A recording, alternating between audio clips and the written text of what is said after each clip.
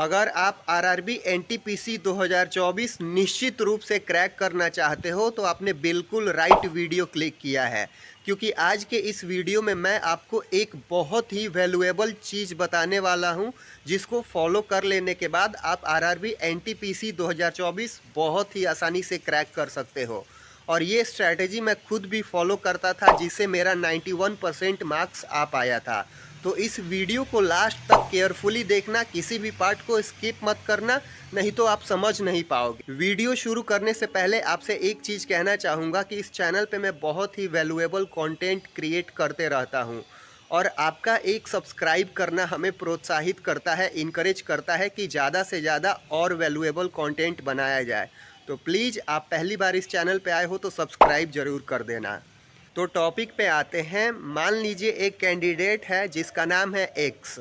वो पेपर दे के घर पे आता है, तो उसे पता चलता है कि उसके 60 मार्क्स आ रहे हैं, और ध्यान से ऑब्जर्व करता है तो उसे पता चलता है कि ओफ, ये सिली मिस्टेक हो गया, ये सवाल तो बन जाना चाहिए था लेकिन नहीं बन पाया, अरे ये सवाल तो मैं देख ही नहीं पाया, ये भी सवाल आया था क्या। इस तरीके के सवाल उसके मन में आते हैं, और वो भगवान जी से प्रार्थना करता है कि काश एक चांस और मिल जाता तो मैं इस पेपर में 65 मार्क्स यानी कि 5 मार्क्स एक्स्ट्रा ला पाता। और भगवान जी भी खुश हो जाते हैं और उसको एक मौका दे देते हैं। और वो जब दोबारा पेपर देने जाता है तो इस बार उसके 65 मार्क्स आ जाते हैं, लेकिन इस बार भी वो पेपर देखता है तो इस बार भी उसे पता चलता है कि काश ये सिली मिस्टेक नहीं हुआ होता, या फिर ये क्वेश्चन छूटा नहीं होता, या ये क्वेश्चन भी आया था, एक चांस और मिलता तो मैं 70 मार्क्स ला देता। वो कैंडिडेट ऐसा सोच रहा होता है। इस बार भी भगवान जी खुश हो जाते हैं और उसको एक चांस और देते हैं, और वो फिर दोबारा पेपर देने जाता है और इस बार उसके 70 मार्क्स आ जाते हैं। लेकिन मज़े की बात यह है कि इस बार भी जब वो घर पे आता है तो उसे पता चलता है कि ओफ, सिली मिस्टेक इस बार भी हो गया, काश एक बार भी और पेपर देने को मिल जाता तो मैं 75 मार्क्स ज़रूर ला देता। क्योंकि ये जो सवाल आया था, ये जो 55 नंबर वाला सवाल था, ये सवाल मेरे को दिखा ही नहीं, और ये जो 56 नंबर वाला सवाल है, इसको तो मैंने बनाया हुआ था, कैसे मेरे से मिस हो गया। एक चांस मिल जाता तो मैं ज़रूर 75 मार्क्स ला देता। और इस बार भी वो भगवान जी से प्रार्थना किया और भगवान जी खुश हो गए और उसको एक चांस और दिए। और इस बार भी वो पेपर देने गया और इस बार 75 मार्क्स लेके आया। लेकिन इस बार भी पेपर देने के बाद उसे ये रियलाइज़ हुआ कि एक सिली मिस्टेक तो हो ही गया है, और ये 25 नंबर वाला क्वेश्चन का जो फॉर्मूला था, ये याद होता तो आई थिंक मेरे 80 मार्क्स आ जाते हैं। और यहाँ पे आप एक पैटर्न देख पा रहे होंगे कि एक कैंडिडेट जब बार बार पेपर दे रहा है तो उसका मार्क्स इंक्रीज हो रहा है। आप चाहे कितना भी अच्छा पेपर दे देते हो, कुछ ना कुछ छूट ही जाता है, सिली मिस्टेक हो ही जाता है। लेकिन यहाँ पे सोचने वाली बात यह है कि वो कैंडिडेट पेपर जब जब दे के आ रहा है उसके मार्क्स इंक्रीज हो पा रहे हैं। तो आप उस पेपर को बदल दीजिए घर पे प्रीवियस ईयर क्वेश्चन पेपर से। जब आप पहली बार प्रीवियस ईयर क्वेश्चन पेपर दीजिएगा तो आपके 60 मार्क्स आएंगे। दूसरी बार दीजिएगा तो हो सकता है कि 65 आए, या ये भी पॉसिबल है कि उसके 65 नहीं 62, 63 ही आए या 60 ही आए। लेकिन तीसरी बार देगा तो उसका परफॉर्मेंस थोड़ा सा अच्छा होगा और मार्क्स इम्प्रूव होंगे। जब चौथी बार देगा तो थोड़ा सा और अच्छा होगा। पांचवी बार देगा तो उसका मार्क्स और आगे बढ़ेगा, या हो सकता है कि 2-3 मॉक और लग सकता है, और वो 10 बार प्रीवियस ईयर क्वेश्चन पेपर दे देगा, यानी कि उसने 10 बार एग्ज़ाम दे दिया। और जब वो 10 प्रीवियस ईयर क्वेश्चन पेपर का एग्ज़ाम दे दिया, यानी कि उसने 10 एग्ज़ाम दे दिए, और उसे ये क्लैरिटी मिल गया कि एग्जामिनर पूछना क्या चाहता है।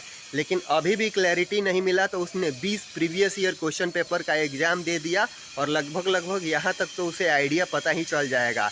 लेकिन जब वो candidate 100 previous year question paper का एग्ज़ाम घर पे ही दे देगा, तब वो एग्ज़ाम देने जाएगा तो उसके लिए 101वां एग्ज़ाम होगा। और एक ऐसा कैंडिडेट जिसने प्रीवियस ईयर क्वेश्चन पेपर का एग्ज़ाम नहीं दिया है, उसके लिए पहला एग्ज़ाम होगा। तो बताइए जीतेगा कौन, 101वां एग्ज़ाम देने वाला या पहला एग्ज़ाम देने वाला? आप कमेंट में ज़रूर बताना कि किसकी जीतने की संभावना ज़्यादा है, जो 101वां एग्ज़ाम दे रहा है वो, या वो जो पहला एग्ज़ाम दे रहा है। जाहिर सी बात है, 101वां एग्ज़ाम देने वाला ही कैंडिडेट जीतेगा। तो हमें हमें क्या करना है, हमारे पास सॉल्यूशन बहुत सिंपल है। तो हमें क्या करना है, कई बार चीज़ें बहुत सिंपल होती है लेकिन खुद ही हम उसे कॉम्प्लेक्स बना देते हैं।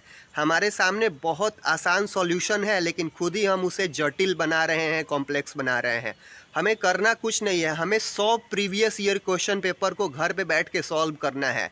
और उन 100 प्रीवियस ईयर क्वेश्चन पेपर को जब आप सॉल्व करिएगा, यानी कि आपने 100 एग्ज़ाम दे दिया है घर पे, और जब आप 100 एग्ज़ाम दे दोगे, आप एग्ज़ाम देने जाओगे, आपके लिए 101वां एग्ज़ाम होगा और बाकियों के लिए पहला एग्ज़ाम, किसी के लिए 10वां एग्ज़ाम, किसी के लिए 20वां एग्ज़ाम देगा, हो सकता है।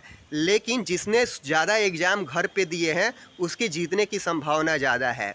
तो प्रीवियस ईयर क्वेश्चन को आप काफ़ी अच्छे से बनाइए, उनका सॉल्यूशन करिए, एनालिसिस करिए कुछ इस तरीके से कि उस टाइप का या उससे मिलता जुलता कोई भी सवाल अगर आता है तो वो छूटना नहीं चाहिए और ना ही गलत होना चाहिए।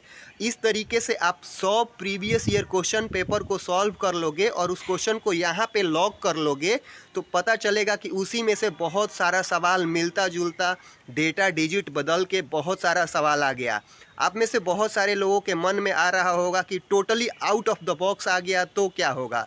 तो देखिए, totally out of the box आ जाएगा क्वेश्चन, बहुत डिफ़िकल्ट आ जाएगा तो भी डरने की कोई ज़रूरत नहीं है, क्योंकि वो क्वेश्चन डिफ़िकल्ट आ गया है, आउट ऑफ द बॉक्स है, वो किसी से नहीं बनेगा, आपसे भी नहीं बनेगा। यानी कि उस क्वेश्चन से रिजल्ट डिसाइड नहीं होगा। तो आप राइट स्ट्रेटजी के साथ प्रीवियस ईयर क्वेश्चन पेपर को हर दिन सॉल्व करिए आपका। और जब आप 100 प्रीवियस ईयर क्वेश्चन पेपर के एग्ज़ाम घर पे ही दे दोगे, उसके बाद आप चाह कर भी आरआरबी एनटीपीसी 2024 में सिलेक्शन लेने से खुद को रोक नहीं पाओगे। और 100 ही प्रीवियस ईयर पेपर क्यों, आपको पता होगा कि आरआरबी एनटीपीसी 2019 में सीबीटी 1 अकेले 133 शिफ्टों में हुआ था और सीबीटी 2 को इंक्लूड करिएगा तो ये शिफ्ट 150 हो जाएगा। इसके बाद ग्रुप डी में भी बहुत सारे शिफ्टों में पेपर हुआ था। यानी कि आपके पास रेलवे के सभी एग्ज़ाम के प्रीवियस ईयर क्वेश्चन पेपर को देखिएगा तो आपके पास बहुत ज़्यादा प्रीवियस ईयर क्वेश्चन पेपर के कलेक्शन हो जाएंगे। तो आप 100 प्रीवियस ईयर क्वेश्चन पेपर ही क्यों, आप 150 क्यों नहीं लगा सकते, 200 क्यों नहीं लगा सकते? क्योंकि आपको यहाँ पे सिलेक्शन लेना है, नौकरी लेना है। आपको इस बात का पता होना चाहिए कि आरआरबी एनटीपीसी 2024 नोटिफिकेशन का कितने बेसब्री से लोग इंतज़ार कर रहे हैं, कितने ऐसे लोग हैं जो इस एग्ज़ाम की प्रिपरेशन में लगे हुए हैं। इसलिए एक वजह ये भी है कि बहुत सारे लोगों का इंग्लिश अच्छा नहीं होता है, तो चलो रेलवे में अच्छा पोस्ट ले लेंगे। तो आपको जब पता है कि इस एग्ज़ाम में कंपटीशन रहने वाला है तो 100 ही प्रीवियस ईयर पेपर क्यों, 200 क्यों